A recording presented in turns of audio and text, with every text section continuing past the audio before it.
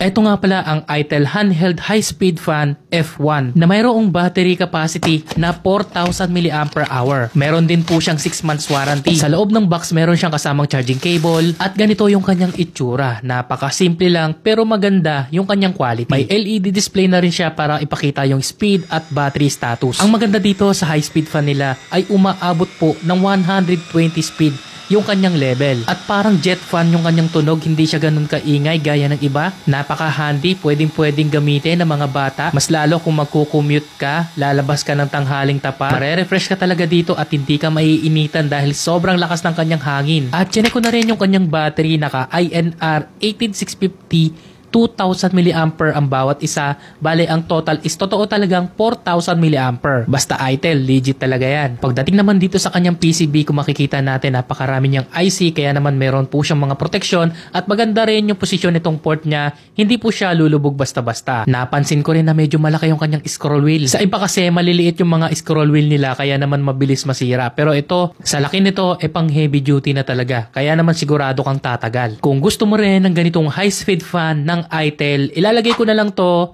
dyan sa yellow basket.